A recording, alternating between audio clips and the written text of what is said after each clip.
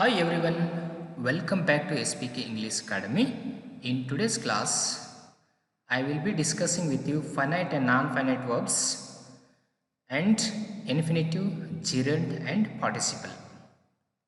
ಆತ್ಮೀಯ ವಿದ್ಯಾರ್ಥಿಗಳೇ, SPK English ಅಕಾಡೆಮಿಗೆ ತಮ್ಮೆಲ್ಲರಿಗೂ ಆತ್ಮೀಯವಾದ ಸ್ವಾಗತವನ್ನು ಕೋರುತ್ತಾ ಇಂದಿನ ಈ ವಿಡಿಯೋದಲ್ಲಿ ನಾನು ಫೈನೈಟ್ ಮತ್ತು ನಾನ್ ಫೈನೈಟ್ ವರ್ಬ್ಸ್ಗಳ ಬಗ್ಗೆ ಚರ್ಚಿಸುವುದರ ಜೊತೆಗೆ ಇನ್ಫಿನಿಟಿವ್, ಜಿರೆಂಡ್, ಪಾರ್ಟಿಸಿಪಲ್ ಅಂದರೆ ಏನು, ಜಿರೆಂಡ್ ಮತ್ತು ಪಾರ್ಟಿಸಿಪಲ್ಗೆ ಇರತಕ್ಕಂಥ ಡಿಫ್ರೆನ್ಸ್ ಹೇಗಿರುತ್ತೆ, ನಾವು ಹೇಗೆ ಜಿರೆಂಡ್ ಮತ್ತು ಪಾರ್ಟಿಸಿಪಲನ್ನು ಸೆಂಟೆನ್ಸ್ನಲ್ಲಿ ಈಸಿಯಾಗಿ ಐಡೆಂಟಿಫೈ ಮಾಡಬೇಕು ಅನ್ನೋದ್ರ ಬಗ್ಗೆ ಇಂದಿನ ವಿಡಿಯೋದಲ್ಲಿ ನಾನು ನಿಮಗೆ ತಿಳಿಸ್ಕೊಡ್ತಾ ಇದ್ದೇನೆ. ಬನ್ನಿ ಹಾಗಾದರೆ ಫೈನೈಟ್ ವರ್ಬ್ಸ್ ಅನ್ನು ನೋಡೋಣ. What to mean by finite verbs? Finite verbs ಅಂತಂದರೆ ಏನು, ಯಾವ ಕ್ರಿಯಾಪದಗಳಿಗೆ ನಾವು ಫೈನೈಟ್ ವರ್ಬ್ಸ್ ಅಂತ ಕರಿತೀವಿ, which verbs are called as finite verbs, why those verbs are called as finite verbs, how to identify the finite verbs in the sentences. Finite verbs ಅಂತಂದರೆ ಯಾವುವು, ಅವು ಹೇಗೆ ವರ್ಕ್ ಮಾಡ್ತವೆ ಮತ್ತು ಅವುಗಳನ್ನು ಸೆಂಟೆನ್ಸ್ಗಳಲ್ಲಿ ಐಡೆಂಟಿಫೈ ಮಾಡೋದು ಹೇಗೆ ಅಂತ ನೋಡಿ. ಫೈನೈಟ್ ವರ್ಬ್ ಅಂದರೆ ಏನು? A verb which shows time, ಯಾವ ಕ್ರಿಯಾಪದವು ಸಮಯವನ್ನು ಇಂಡಿಕೇಟ್ ಮಾಡ್ತದೆ ಅಂದರೆ ಟೆನ್ಸನ್ನು ಇಂಡಿಕೇಟ್ ಮಾಡುವಂಥದ್ದು ಫೈನೈಟ್ ವರ್ಬ್. ಅಥವಾ a verb which agrees with its subject in person and number. ಸೆಂಟೆನ್ಸ್ನಲ್ಲಿ ಯಾವ ಕ್ರಿಯಾಪದವು ಸಬ್ಜೆಕ್ಟ್ ಜೊತೆಗೆ ಪರ್ಸನ್ ಮತ್ತು ನಂಬರ್ ಜೊತೆಗೆ ಎಗ್ರಿ ಆಗಿರಬೇಕದು. ಅಂದ್ರೆ ಈ ಪರ್ಸನ್ ಅಂದರೆ he, she, it, first person, second person, third person. ಈಗ ನಂಬರ್ ಅಂತಂದರೆ ಸಿಂಗುಲರ್ ಮತ್ತು ಪ್ಲೂರಲ್ ನಂಬರ್ ಇರುತ್ತಲ್ಲ ಹಾಗೆ. ಮತ್ತು ಇನ್ನೊಂದು, its form changes according to the tense. Which verb changes according to the nature of the tense, that verb is called finite verb. ಯಾವ ಸೆಂಟೆನ್ಸಲ್ಲಿರುವಂಥ ಯಾವ ಕ್ರಿಯಾಪದವು ಟೆನ್ಸ್ಗೆ ಚೇಂಜ್ ಆದಂತೆ ಅದು ಕೂಡ ಚೇಂಜ್ ಆಗ್ತದಲ್ಲ ಅಂಥ ಕ್ರಿಯಾಪದವನ್ನು ನಾವು ಫೈನೈಟ್ ವರ್ಬ್ ಅಂತೇಳಿ ಕರಿತೀವಿ. ಇನ್ನೊಂದು, a finite verb form or class shows particular tense.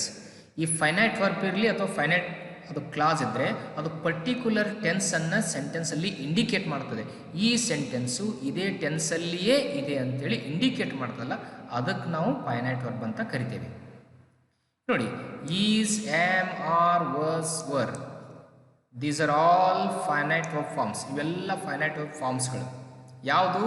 B ಫಾರ್ಮ್ಗಳಂತ ಇವನು ಕರಿತೀವಲ್ಲ, ಈ ಎಲ್ಲ ಬಿ ಫಾರ್ಮ್ಗಳು ಫೈನೈಟ್ ವರ್ಬ್ಸ್ನ ಫಾರ್ಮ್ಗಳು ಅಂತ ನೋಡಿ. ನೆನಪಿಡಬೇಕು, being and been, these two are not finite verbs, these are treated as non finite verb forms ಅಂತ ಕರಿತೇವೆ ನೋಡಿ. ಈಗ ಫೈನೈಟ್ ವರ್ಬ್ಸ್ಗಳನ್ನು ನಾವು ಸೆಂಟೆನ್ಸಲ್ಲಿ ಹೇಗೆ ಐಡೆಂಟಿಫೈ ಮಾಡೋದು? See the first example, Lata sings a song. ನೋಡಿ, ಲತಾ ಸಿಂಗ್ಸ್ ಎ ಸಾಂಗ್. ಇಲ್ಲಿ ಸಿಂಗ್ಸ್ ಅನ್ನೋದು ಲತಾ ಅಂತಕ್ಕಂಥ ಸಬ್ಜೆಕ್ಟ್ ಜೊತೆಗೆ ಅಗ್ರಿ ಆಗಿದೆ. ಸಿಂಗ್ಸ್ ಅನ್ನೋದು ಇಲ್ಲಿ ಫೈನೈಟ್ ವರ್ಬ್. ಹಾಗೆ ನೋಡಿ, ಇಲ್ಲಿ ಪ್ಲೂರಲ್ ಇದೆ, ಇಲ್ಲಿ ಸಿಂಗುಲರ್ ಇದೆ, ಸಿಂಗ್ಸ್ ಆಗಿದೆ, ಇಲ್ಲಿ ಪ್ಲೂರಲ್ ಇದೆ, ಸಿಂಗ್ ಆಗಿದೆ. ಅಂದರೆ ಇದು ಚೇಂಜ್ ಆಗುತ್ತೆ, ಪರ್ಸನ್ಸ್ ಮತ್ತು ನಂಬರ್ಸ್ ಚೇಂಜ್ ಆಗಿ ಚೇಂಜ್ ಆಗ್ತದೆ, ಟೆನ್ಸ್ ಚೇಂಜ್ ಆದಂಗೂ ಚೇಂಜ್ ಆಗ್ತದಲ್ಲ ಆ ಕ್ರಿಯಾಪದವನ್ನು ನಾವು ಫೈನೈಟ್ ವರ್ಬ್ ಅಂತ ಕರಿತೀವಿ ನೋಡಿ. He sings. ಹಾಗೆ ನೋಡಿ, we have, here are two verbs are here. Have is one verb or helping verb or auxiliary and sung. So which verb is used in the sentence after the subject, so that is the finite verb. ಸೆಂಟೆನ್ಸ್ನಲ್ಲಿ ಮೊದಲಿಗೆ ಯಾವ verb ಇರ್ತದಲ್ಲ ಅದು auxiliary ಇರ್ಬೋದು ಅಥವಾ main verb ಇರ್ಬೋದು, ಅದನ್ನೇ ನಾವು ಫೈನೈಟ್ ವರ್ಬ್ ಅಂತ ಕರಿತೇವೆ. ಇಲ್ಲಿ ಫಸ್ಟ್ ವರ್ಬ್ ಯಾವುದಿದೆ? ಇಲ್ಲಿ ಹ್ಯಾವ್ ಇದೆ. ಅಂದರೆ ಇಲ್ಲಿ ಫೈನೈಟ್ ವರ್ಬ್ ಯಾವುದು? ಹ್ಯಾವ್ ಅಂತ ಅರ್ಥ. ಹಾಗೆ ಇಲ್ಲಿ ಈ ಸೆಂಟೆನ್ಸಲ್ಲಿ ವಿಲ್ ಇದೆ. ಈ ವಿಲ್ಲನ್ನು ನಾವು ಫೈನೈಟ್ ವರ್ಬ್ ಅಂತ ಕರಿತೇವೆ. ಹಾಗೆ C is singing A melodious song. ಇಲ್ಲಿ ಕೂಡ ಎರಡು ವರ್ಬ್ ಇದ್ದಾವೆ, ಈಸ್ ಒಂದಿದೆ, ಇಲ್ಲಿ ಸಿಂಗಿಂಗ್ ಇದೆ. ಇಲ್ಲಿ ಮೊದಲು ಏನಪ್ಪ ಅಂದರೆ ಈಸ್ ಇದೆಯಲ್ಲ ಇದನ್ನೇ ನಾವು ಫೈನೈಟ್ ವರ್ಬ್ ಅಂತ ಕರಿತೀವಿ.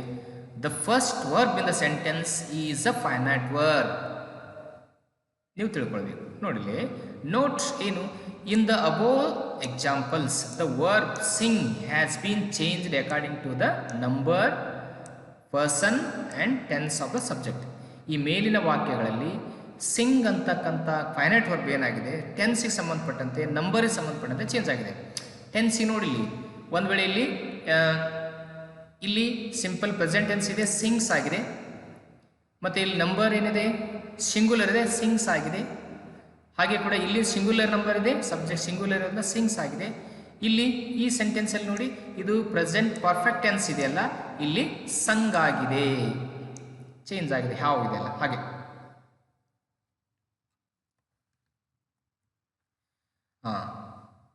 ಈಗ ನಾವು ನಾನ್ ಫೈನೈಟ್ ವರ್ಬ್ಸ್ಗಳನ್ನು ತಿಳ್ಕೊಳ್ಳೋಣ. ಸೊ ನಾನ್ ಫೈನೈಟ್ ವರ್ಬ್ಸಲ್ಲಿ 3 ಭಾಗಗಳು ಬರ್ತವೆ. Non finite verbs are there are 3 ನೋಡಿ. There are 3 kinds of non finite verbs in English language ಅಂತ. ದೇ ಆರ್ ಯಾವುವು? What are those 3 forms? First one finite verb, infinitives. Second the gerund. Third one participle. Many teachers and students also get confusion while using and identifying gerund and participle in a sentence. Now I am telling you an easy way how to identify gerund and participle. First you have to look at the infinitives. ನೋಡಿ ತಿಳ್ಕೋಬೇಕು ತಾವು ಇನ್ಫಿನಿಟಿವ್ಸ್ and gerund and participle ಇವೆಲ್ಲವುಗಳನ್ನು ನಾನ್ finite verbs ಆಗಿ ನಾವು treat ಮಾಡ್ತೀವಿ. ಸೆಂಟೆನ್ಸಲ್ಲಿ infinitive ಬಂದರೆ gerund ಬಂದರೆ participle ಬಂದರೆ ಅವುಗಳಿಗೆ ನಾವೇನು ಹೇಳಬೇಕು ನಾನ್ ಫೈನೈಟ್ ವರ್ಬ್ಸ್ ಅಂತ ಹೇಳಬೇಕು. ನೋಡಿ ಈಗ ಫಸ್ಟ್ ಇನ್ಫಿನಿಟಿವ್ ಅಂದರೆ ಹೇಗಿರುತ್ತೆ ಅಂತ ಸ್ವಲ್ಪ ನೋಡೋಣ. It is form by placing to. ಆ ಕ್ರಿಯಾಪದದ ಮೊದಲು ಟು ಹಚ್ಚಿ ನಾವು ಸೆಂಟೆನ್ಸನ್ನು ರಚನೆ ಮಾಡಿದ್ರೆ ಅದು ಏನಾಗ್ತದೆ ಇನ್ಫಿನಿಟಿವ್ ಅಂತ ಆಗ್ತದೆ. ಹೇಗೆ? ರೂಟ್ ವರ್ಬ್ಗೆ ನಾವು ಟು ಹಚ್ಚಬೇಕು. ರೂಟ್ ವರ್ಬ್ ಅಂತಂದರೆ first form of the verb or the present form of the verb ಅಂತ ಕರಿತೀವಿ ನಾವು. ಅದಕ್ಕೆ ನಾವು ಟು ಹಚ್ಚಿದ್ರೆ ಅದು ಇನ್ಫಿನಿಟಿವ್ ಆಗ್ತದೆ. ನೋಡಿ ಇಲ್ಲಿ ಸಿಂಗ್ ಇದು ರೂಟ್ ವರ್ಬ್ ಇದೆ, ಪ್ರೆಸೆಂಟ್ ಫಾರ್ಮ್ ಇದೆ. ಅದಕ್ಕೆ ನಾವೇನು ಮಾಡ್ತೀವಿ ಟು ಅಂತಕ್ಕಂಥ ಇನ್ಫಿನಿಟಿವ್ನ ಹಚ್ಚಿದ್ವಿ, ಅವಾಗ ಅದು ಏನಾಯಿತು ಟು ಸಿಂಗ್ ಆಯಿತು, ಅಂದ್ರೆ ಇದು ಇನ್ಫಿನಿಟಿವ್. ಹಾಗೆ talk to talk infinitive. To go ಇವೆಲ್ಲ ಟು ಪ್ಲಸ್ ರೂಟ್ ವರ್ಬ್ ಇದ್ದರೆ ಅವೆಲ್ಲವುಗಳನ್ನು ನಾವೇನಂತೀವಿ ಇನ್ಫಿನಿಟಿವ್ ವರ್ಬ್ಸ್ ಅಂತ ಕರಿತೇವೆ. ಅಂದರೆ non finite verbs. Infinitives are nothing but non finite verbs. ನೋಡಿ ಸೆಕೆಂಡ್ ನಾನ್ ಫೈನೈಟ್ ವರ್ಬ್ ಎಲ್ಲೆಲ್ಲಿರುತ್ತೆ ಇನ್ಫಿನಿಟಿವ್ ಅನ್ನು ನಾವು ಹೇಗೆ ಯೂಸ್ ಮಾಡ್ತೀವಿ? As a subject of a verb. Infinitive is used as a subject of a verb. Infinitive ಅನ್ನು ನಾವು verb the subject ಆಗಿ ಬಳಸ್ತೀವಿ. ನೋಡಿ ಇಲ್ಲಿ ಬಳಸಿದೆ ನೋಡಿ, to guide others is difficult. ಈ ಸೆಂಟೆನ್ಸಲ್ಲಿ ಇನ್ಫಿನಿಟಿವ್ ಎಲ್ಲಿದೆ? Underline word to guide. ಯಾಕಂದರೆ ಮೇನ್ ವರ್ಬ್ಗೆ ರೂಟ್ ವರ್ಬ್ಗೆ ನಾವು ಟು ಹಚ್ಚಿದ್ದೇವೆ. ಇಲ್ಲಿ ಟು ಗೈಡ್ ಅನ್ನುವಂಥದ್ದು ಇನ್ಫಿನಿಟಿವ್, ಇಲ್ಲಿ ಸಬ್ಜೆಕ್ಟ್ ಆಗಿ ಬಳಸಿದ್ದೇವೆ. ಹಾಗೆ ಕೂಡ to appeal to the judge is hard. To appeal to win. ಇಲ್ಲಿ to guide to appeal and to win are infinitive means non finite verbs. ನೋಡಿ infinitive as the object of a transitive verb. Transitive ವರ್ಬ್ನ object ಆಗಿ ಕೂಡ ನಾವು ಇದನ್ನು ಬಳಸ್ತೇವೆ. ಏನು? I hope to become a doctor. ನೋಡಿ ಇಲ್ಲಿ 2 ವರ್ಬ್ಗಳಿದ್ದಾವೆ, ಒಂದು ಹೋಪ್ ಇದೆ, ಇನ್ನೊಂದು ಬಿಕಮ್ ಇದೆ. ಅಂದರೆ ಫೈನೈಟ್ ವರ್ಬ್ ಯಾವುದಿಲ್ಲ ಅಂತಂದರೆ ಹೋಪ್ ಅನ್ನುವಂಥದ್ದು ಫೈನೈಟ್ ವರ್ಬ್. ಯಾಕಂದರೆ hope indicates the tense. It changes according to the nature of the tense. It agrees with the subject and person number. ಅದಕ್ಕಾಗಿ ಈ ಬಿಕಮ್ ಅನ್ನುವಂಥದ್ದು become is not limited by any subject R any person or any number. ಈ subjective ಮತ್ತು ಈ become ಅಂತಕ್ಕಂಥ infinitive ಯಾವುದೇ relation ಇಲ್ಲ. ಅದಕ್ಕಾಗಿ ಇದನ್ನು ನಾವೇನಂತೀವಿ ಅಂತಂದರೆ this is called as infinitive. It means non finite verb ಅಂತ. ನಾನ್ ಫೈನೈಟ್ ವರ್ಬ್ ಅಂತಂದರೆ ಆ ಕ್ರಿಯಾಪದಕ್ಕೆ ಸಬ್ಜೆಕ್ಟ್ ಇರೋದಿಲ್ಲ, ಸಬ್ಜೆಕ್ಟ್ಗೆ ಸಂಬಂಧ ಇರೋದಿಲ್ಲ, ಅಗ್ರಿ ಆಗಿರೋದಿಲ್ಲ ಅಂತ. ನೋಡಿ she likes to read the science book. ನೋಡು to read is infinitive verb here. ಇಲ್ಲಿ likes is a finite verb and to read is non finite means infinitive ಅಂತ. ನೋಡಿ we love to go to Kashmir in summer. Love is a finite verb and to go is infinitive means non-finite verb. ಈಗ ನೋಡಿ as the complement of a verb. Verb the complement ಆಗಿ ಕೂಡ ನಾವು infinitive ಅನ್ನುಗಳನ್ನು ಉಪಯೋಗ ಮಾಡ್ತೇವೆ. ನೋಡಿ, our final target is to fight against corruption. Here, to corruption is an infinitive in this sentence. Infinitive is nothing but non-finite verbs. My ambition is to marry her. To marry her. Non-finite verb. To supply is also non-finite. Here, to fight, to marry, to supply are the infinitives, means non-finite verbs. ಈಗ ನೋಡಿ, as an object compliment ಆಗಿ ಹೇಗೆ ಬಳಸ್ತೇವೆ? We called him to speak here. I requested him to give us 2 days leave ಅಂತ. To speak ಮತ್ತು to give, to speak ಮತ್ತು to give ಇದಾವಲ್ಲ, ಈ ಎರಡೂ ಏನಾದವೆ ನಾನ್ ಫೈನೈಟ್ ವರ್ಬ್ಸು. ಇನ್ಫಿನಿಟಿವ್ಸ್ ಅಂತಂದರೆ ನಾನ್ ಫೈನೈಟ್ ವರ್ಬ್ಸ್ ಆಗಿ ಬಳಸಿದ್ದೀವಿ ಇಲ್ಲಿ. ನೋಡ್ಬೇಕು, ಇನ್ನೊಂದು ಈ ಸರಿ ಹೇಳ್ತೀನಿ. ಈ ಟು ಸ್ಪೀಕ್ ಅಂತಕ್ಕಂಥ ಕ್ರಿಯಾಪದ ಈ ವರ್ಬ್ ಸಬ್ಜೆಕ್ಟ್ ಇದೆಯಲ್ಲ, ಪರ್ಸನ್ ಇದೆಯಲ್ಲ, ವಿ ಅನ್ನೋದು, ಅದ್ರ ಜೊತೆಗೆ ಸಂಬಂಧ ಇಲ್ಲ ಅದಕ್ಕೆ. ಆದರೆ ಈ ಸಬ್ಜೆಕ್ಟ್ ಜೊತೆಗೆ ಸಂಬಂಧ ಇರೋದು ಯಾವುದು? ಕಾಲ್ಡ್ ಅನ್ನುವಂಥದ್ದು ಸಂಬಂಧ ಹೊಂದಿದೆ. ಅಂದರೆ ಯಾವ ಕ್ರಿಯಾಪದ ಸಬ್ಜೆಕ್ಟ್ ಜೊತೆಗೆ ರಿಲೇಷನ್ ಹೊಂದಿರ್ತದ, ಅಗ್ರಿ ಆಗಿರುತ್ತಲ್ಲ, ಅದು ಫೈನೈಟ್ ವರ್ಬು. ಯಾವ ವರ್ಬು ಸಬ್ಜೆಕ್ಟಿಂದ ಲಿಮಿಟ್ ಆಗಿರೋದಿಲ್ಲ, ಅದಕ್ಕೆ ಅಗ್ರಿ ಇರೋದಿಲ್ಲ, ಸಂಬಂಧ ಇರೋದಿಲ್ಲ, ಆ ಕ್ರಿಯಾಪದವನ್ನು ನಾವು ನಾನ್ ಫೈನೈಟ್ ವರ್ಬ್ ಅಂತ ಕರಿತೇವೆ. ಇಲ್ಲಿ ನೋಡಿ, I request, request is a finite verb, ಇದು ಫೈನೈಟ್ ಇಲ್ಲಿ. ಹಾಗೆ to give, this is non finite, non finite ಅಂತ ಹೇಳ್ತೇವೆ ನಾವು. ನೋಡಿ, ಮುಂದೆ second part of the non finite verb is gerund ಅಂತ ಕರಿತೀವಿ. ಎರಡನೇ, ಈ ನಾನ್ ಫೈನೈಟ್ ವರ್ಬ್ದಲ್ಲಿ ಎರಡನೇ ಕೈಂಡ್ ಅಂತಂದರೆ ಜಿರೆಂಡ್ ಅಂತ. ನೋಡಿ, gerund is a word ending with ING. ಎಲ್ಲರಿಗೂ ಗೊತ್ತಿದೆ, ಜಿರೆಂಡ್ ಅಂದರೆ ಯಾವಾಗಲೂ ING ಫಾರ್ಮನ್ನು ಹೊಂದಿರುತ್ತದೆ ಅಂತ. And has the force of a noun and a verb. See, gerund is a mix of both noun and verb. ಅದರ ಫೋರ್ಸ್, ನೌನ್ ಮತ್ತು ವರ್ಬದ ಫೋರ್ಸ್ ಇರ್ತದೆ ಆ ಜಿರೆಂಡ್ನಲ್ಲಿ ಅಂತ. ನೋಡು, it is called a verbal noun. ಅದಕ್ಕೆ ನಾವು ಜಿರೆಂಡಿಗೆ ಏನಂತೀವಿ ಅಂತಂದರೆ ವರ್ಬಲ್ ನೌನ್ ಅಂತ ಕರಿತೇವೆ. Gerund is nothing but a noun. ನೆನ್ಪಿಟ್ಕೋಬೇಕು, gerund is nothing but a noun. Gerund ಇದ್ದರೆ ಅದನ್ನು ನಾವು ನೌನ್ ಅಂತ ಕನ್ಸಿಡರ್ ಮಾಡ್ತೇವೆ. ಅದಕ್ಕೆ ನಾವು ಅದಕ್ಕೆ ಏನಂತೀವಿ ಅಂತಂದರೆ ವರ್ಬಲ್ ನೌನ್ ಅಂತ ಕರಿತೇವೆ. Gerund is a verbal noun ಅಂತ. ಅದರ ಫಾರ್ಮ್ ನೋಡಲಿಕ್ಕೆ ವರ್ಬ್ ಆಗಿರ್ತದೆ, ಆದರೆ ಅದು ವರ್ಬ್ ಅಲ್ಲ, ಅದು ವರ್ಬಲ್ ನೌನ್. ವರ್ಬ್ ಫಾರ್ಮ್ದಲ್ಲಿ ಇರ್ತಕ್ಕಂಥ ನಾಮಪದ, ಕ್ರಿಯಾಪದದ ರೂಪದಲ್ಲಿ ಇರ್ತಕ್ಕಂಥ ನಾಮಪದವೇ ಜಿರೆಂಡ್ ಅಂತ ಹೇಳ್ತೇವೆ. ನೋಡಿ, ಫಸ್ಟ್ ಎಕ್ಸಾಂಪಲ್ ಸ್ವಿಮ್ಮಿಂಗ್ ಇದೆ. ಇದು ನಾವು ವರ್ಬ್ ಕಂಡಂಗೆ ಕಾಣ್ತದೆ, ಬಟ್ ಇದು swimming is a gerund here. ಈ ಸ್ವಿಮ್ಮಿಂಗ್ ಅನ್ನೋದು ಈ ಸೆಂಟೆನ್ಸಲ್ಲಿ ಜಿರೆಂಡ್. ನೋಡಿ, gerund is mainly used as a subject of the sentence. ಜಿರೆಂಡನ್ನು ಮುಖ್ಯವಾಗಿ ನಾವು ಆ ಸೆಂಟೆನ್ಸ್ದ ಸಬ್ಜೆಕ್ಟ್ ಆಗಿ ಬಳಸ್ತೇವೆ. ನೋಡಿ, swimming is good for health. ಹಾಗೆ reading is a good habit. ನೋಡಿ, reading is subject, now it is used as subject of the sentence. Here also walking is a good exercise. Here swimming, reading and walking are nothing but gerunds, means verbal nouns. They look like verbs, but they are not verbs, they are nouns. ನೋಡಿ, ಈ ಜಿರೆಂಡ್ದ ಉಪಯೋಗಗಳು, what are the uses of how we have to use gerund in the sentences in different places. ಜಿರೆಂಡನ್ನು ಬೇರೆ ಬೇರೆ ಸ್ಥಾನಗಳಲ್ಲಿ ಹೇಗೆ ಬಳಸ್ತೀವಿ ಅಂತ ನೋಡಿ.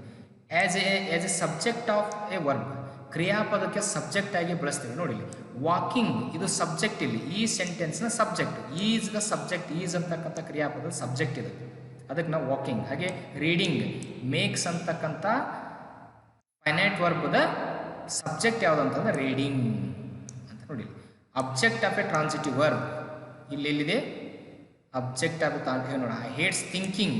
So thinking is non finite verb, means gerund. Dislike is a finite verb, but sleeping is a non finite verb, means gerund. ಈಗ participle ಅನ್ನು ನೋಡೋಣ.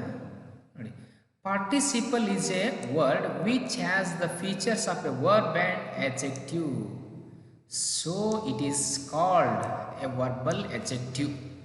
ನೋಡಿ, ಈ ಪಾರ್ಟಿಸಿಪಲ್ಗೂ ಮತ್ತು ಜಿರೆಂಡಿಗೂ ಇರತಕ್ಕಂಥ ವ್ಯತ್ಯಾಸ ಏನಂದರೆ gerund is a verbal noun but participle is a verbal adjective. Gerund ಕ್ರಿಯಾವಿಶೇಷಣ ನಾಮವಿಶೇಷಣ, ಜಿರೆಂಡು ನಾಮವಿಶೇಷಣ ಇದ್ದರೆ ಇಲ್ಲಿ ಪಾರ್ಟಿಸಿಪಲ್ ಕ್ರಿಯಾವಿಶೇಷಣವಾಗಿರ್ತದೆ ಅಂತ. Participle is treated as adjective but gerund is treated as a noun ಅಂತ. So participle is a verbal adjective ಅಂತ ಕರಿತೀವಿ. ಅದನ್ನು ವರ್ಬ್ ಜೊತೆಗೆ ವರ್ಬ್ ಕಂಡಂಗೆ ಕಾಣ್ತದೆ, ಆದರೆ ಅದು ವರ್ಬ್ ಅಲ್ಲ, ಅದು ಎಜೆಕ್ಟಿವ್ ಅಂತ. ವರ್ಬ್ನ ಫಾರ್ಮ್ದಲ್ಲಿ ಇರ್ತಕ್ಕಂಥ ಎಜೆಕ್ಟಿವ್ ಅನ್ನು ನಾವು ಪಾರ್ಟಿಸಿಪಲ್ ಅಂತ ಕರಿತೀವಿ. ನೋಡಿ, I saw A running bus. ಇಲ್ಲಿ ರನ್ನಿಂಗ್ ಬಸ್ ಅನ್ನುವಂಥದ್ದು ನಾಮಪದ, ಕಾಮನ್ ನೌನ್. ಈ ನಾಮಪದದ ಲೆಫ್ಟ್ ಸೈಡಿಗೆ ಇರ್ತಾವಲ್ಲ, ಯಾವುದೇ ಡಿಸ್ಕ್ರೈಬಿಂಗ್ ವರ್ಡ್ ಬಂದರೂ ಕೂಡ ಅವೆಲ್ಲವುಗಳನ್ನು ನಾವು ಎಜೆಕ್ಟಿವ್ ಅಂತ ಟ್ರೀಟ್ ಮಾಡಬೇಕು. See, adjective is always left to the nouns. ಎಜೆಕ್ಟಿವ್ಗಳು ಯಾವಾಗಲೂ ನಾಮಪದದ ಲೆಫ್ಟ್ ಸೈಡಿಗೆ ಇರ್ತವೆ. ಗುಡ್ ಬಾಯ್ ಅಂತಿದ್ರೆ ಬಾಯ್ ಅನ್ನೋದು ಅಲ್ಲಿ ನಾಮಪದ, ಆದರೆ ಗುಡ್ ಅನ್ನೋದು ಎಜೆಕ್ಟಿವ್. ಈ ರೀತಿಯಾಗಿ ಅಂದರೆ ಇಲ್ಲಿ ನೋಡು, ರನ್ನಿಂಗ್ ಅನ್ನುವಂಥದ್ದು ಇಲ್ಲಿ ಪಾರ್ಟಿಸಿಪಲ್ ಆಗಿದೆ, ಆದರೆ ಇದು ಜಿರೆಂಡ್ ಅಲ್ಲ. ಹಾಗೆ having is a participle, not gerund here. ಹೇಳಿದೆ ನಿಮಗೆ, ಇದು ಸಬ್ಜೆಕ್ಟ್ ಸ್ಥಾನದಲ್ಲಿ ಬಳಸಿದ್ದೀವಿ ಸರ್, ಇದು ಯಾಕೆ ಜಿರೆಂಡ್ ಆಗೋದಿಲ್ಲ? ಜಿರೆಂಡ್ ಆಗೋದಿಲ್ಲ ಯಾಕಂತಂದರೆ ಇಲ್ಲಿ having, being, been are treated as non finite verbs ಅಂತ. ನೋಡಿ, uses of participles are used as simple adjectives. ಪಾರ್ಟಿಸಿಪಲ್ನ ಸಿಂಪಲ್ ಎಜೆಕ್ಟಿವ್ ಆಗಿ ಕೂಡ ನಾವು ಬಳಸ್ತೇವೆ. ನೋಡಿ, ಮೊದಲನೇದಲ್ಲಿ ಪ್ಲೀಸಿಂಗ್ ಮ್ಯಾನರ್ ಅಂತ ಹೇಳ್ತೇವೆ. He has A pleasing manner. Pleasing manner ಇದೆ ಅವನ ಹತ್ರ ಅಂತ. ಇಲ್ಲಿ ಪ್ಲೀಸಿಂಗ್ ಅನ್ನುವಂಥದ್ದು ಏನಿದೆಯಲ್ಲ, ಇದು ಎಜೆಕ್ಟಿವ್. ಯಾವ ಎಜೆಕ್ಟಿವ್? ವರ್ಬಲ್ ಎಜೆಕ್ಟಿವ್ ಅಂತಂದ್ರೆ ಯಾವುದು? Participle is nothing but A verbal ಎಜೆಕ್ಟಿವ್. ಅಂದರೆ ಮ್ಯಾನರ್ಸ್ ಅನ್ನುವುದು ನಾಮಪದ ಇದು. ಇಲ್ಲಿ ಲವಿಂಗ್ ಪಾರ್ಟಿಸಿಪಲ್ ವರ್ಬಲ್ ಎಜೆಕ್ಟಿವ್, ಇದು ಮದರ್ ಅನ್ನುವಂಥದ್ದು ಕಾಮನ್ ನೌನ್. ಹಾಗೆ dancing is participle means verbal ಎಜೆಕ್ಟಿವ್, girl is A common noun. Interesting is N ಎಜೆಕ್ಟಿವ್, story is A common noun. To form present and past continuous tenses, so we have to use the participle while forming present and past continuous tenses or all continuous tenses. It means continuous tenseಗಳನ್ನು ನಾವು ಮಾಡಬೇಕಾದಾಗ ಈ participle ಅನ್ನು ಬಳಸ್ತೇವೆ. Participle is also nothing ING form. ಪಾರ್ಟಿಸಿಪಲ್ಗೂ ING form ಇರ್ತದೆ, ಇಲ್ಲಿ ಜಿರೆಂಡ್ಗೂ ING ಫಾರ್ಮ್ ಇರ್ತದೆ. ನೆನಪಿಡಬೇಕು ನೋಡಿ. I am going, here going is a participle. But here, going and sitting and singing are not adjectives here. ಇದರಲ್ಲಿ ಮಾತ್ರ ಎಜೆಕ್ಟಿವ್ ಅಲ್ಲ, ಇವು ಕ್ರಿಯಾಪದಗಳಾಗಿ ಕೆಲಸ ಮಾಡ್ತಾ ಇದ್ದಾವೆ. ಜಿರೆಂಡ್ ಅಂತೀವಿ, ಆದರೆ ಇದು ಕ್ರಿಯಾಪದ. ಈಗ ನಾವು have to look at what is difference between gerund and participle. Gerund ಮತ್ತು ಪಾರ್ಟಿಸಿಪಲ್ ಅನ್ನು ಹೇಗೆ ಐಡೆಂಟಿಫೈ ಮಾಡಬೇಕು, ಮತ್ತು ಅದೇ ವರ್ಬನ್ನು ಅದೇ ವರ್ಡನ್ನು ತೆಗೆದುಕೊಂಡು ನಾವು ಪಾರ್ಟಿಸಿಪಲ್ ಮತ್ತು ಜಿರೆಂಡ್ ಆಗಿ ಬಳಸಿದ್ದೇನೆ. ಇಲ್ಲಿ the same word is used as a gerund and as a participle. ನೋಡಿ, ಈಗ ಫಸ್ಟ್ ನೋಡಿ ಸೆಂಟೆನ್ಸಲ್ಲಿ ಇವು ಜಿರೆಂಡ್ ಫಾರ್ಮು, ಇವೆಲ್ಲ ಪಾರ್ಟಿಸಿಪಲ್. ನೋಡಿ, walking is good for health ಅಂತ ಸೆಂಟೆನ್ಸ್ ಇದೆ. ಈ ಸೆಂಟೆನ್ಸಲ್ಲಿ ವಾಕಿಂಗ್ ಅನ್ನೋದು ಏನಿದು? Gerund, verbal noun. ಹಾಗೆ ಈ ಸೆಂಟೆನ್ಸ್ ನೋಡಿ, my grandpa needs a walking stick. Walking is participle means verbal adjective. Stick is a noun. Noun ಲೆಫ್ಟಿಗೆ ವಾಕಿಂಗ್ ಇದೆ, ಇಲ್ಲಿ ಬಂದಿದೆ ಅಂತಂದರೆ ಅದು ಎಜೆಕ್ಟಿವ್ ಆಗಿರುತ್ತೆ, ಅದಕ್ಕೆ ಇದಕ್ಕೆ ಪಾರ್ಟಿಸಿಪಲ್. ನೋಡಿ, ಸ್ವಿಮ್ಮಿಂಗ್ ಇದೆ. ಈ ಸೆಂಟೆನ್ಸಲ್ಲಿ ಸ್ವಿಮ್ಮಿಂಗನ್ನು ನಾವು ಜಿರೆಂಡ್ ಆಗಿ ಬಳಸಿದ್ದೇವೆ. ಈ ಸೆಂಟೆನ್ಸಲ್ಲಿ ಪಾರ್ಟಿಸಿಪಲ್ ಆಗಿ ಬಳಸಿದ್ದೇವೆ. ಹಾಗೆ ಡ್ರಾಯಿಂಗ್ ಈಸ್ ಎನ್ ಆರ್ಟ್. ಇಲ್ಲಿ ಡ್ರಾಯಿಂಗ್ ಅನ್ನುವಂಥದ್ದು ಜಿರೆಂಡ್. ಇಲ್ಲಿ my son wants drawing sheets. ಇಲ್ಲಿ ಡ್ರಾಯಿಂಗ್ ಅನ್ನುವಂಥದ್ದು ಪಾರ್ಟಿಸಿಪಲ್. ಹಾಗೆ reading enhances our knowledge. Here reading is gerund, ಇಲ್ಲಿ ರೀಡಿಂಗನ್ನು ಜೆರೆಂಡ್ ಆಗಿ ಬಳಸಿದ್ದೇವೆ. ಆದರೆ ಇಲ್ಲಿ ರೀಡಿಂಗ್ ಇದೆ ನೋಡಿ, modern children do not have reading habit, ಇದು participle verbal adjective. Once again I am repeating, gerund is a verbal noun, participle is a verbal adjective. gerund ಅನ್ನು ನೌನ್ ಆಗಿ ಬಳಸ್ತೇವೆ, ನಾವು ಪಾರ್ಟಿಸಿಪಲ್ ಅನ್ನು ಎಡ್ಜೆಕ್ಟಿವ್ ಆಗಿ ಬಳಸ್ತೇವೆ. ಇಷ್ಟು ಏನಪ್ಪ ಅಂದರೆ ಇಂದಿನ ಒಂದು ವಿಡಿಯೋದಲ್ಲಿ ಫೈನೈಟ್ ಆ್ಯಂಡ್ ನಾನ್ ಫೈನೈಟ್ ವರ್ಬ್ಸ್ಗಳು ಯಾವುವು ಮತ್ತು ನಾನ್ ಫೈನೈಟ್ ವರ್ಬ್ಸ್ಗಳಲ್ಲಿ ಏನೇನು ಬರ್ತದೆ ಅನ್ನೋದನ್ನು ನಾನು ನಿಮಗೆ ತಿಳಿಸ್ಕೊಟ್ಟಿದ್ದೇನೆ. ಮತ್ತು ವಿಶೇಷವಾಗಿ ಜೆರೆಂಡ್ ಮತ್ತು ಪಾರ್ಟಿಸಿಪಲನ್ನು ಡಿಫ್ರೆನ್ಸಿಯೇಟ್ ಮಾಡೋದು ಹೇಗೆ ಮತ್ತು ಅವುಗಳನ್ನು ಐಡೆಂಟಿಫೈ ಮಾಡೋದು ಹೇಗೆ ಅನ್ನೋದ್ರ ಬಗ್ಗೆ ನಾನು ತಿಳಿಸ್ಕೊಟ್ಟಿದ್ದೇನೆ. ಈ ವಿಡಿಯೋ ನಿಮಗೆ ಇಷ್ಟ ಆಗಿದರೆ ಲೈಕ್ ಮಾಡಿ, ಶೇರ್ ಮಾಡಿ ಮತ್ತು ಕಾಮೆಂಟ್ ಮಾಡಿ ಮತ್ತು ನಮ್ಮ ಚಾನಲ್ಗೆ ಸಬ್ಸ್ಕ್ರೈಬ್ ಮಾಡಿ. Thank you for visiting SBK English Academy.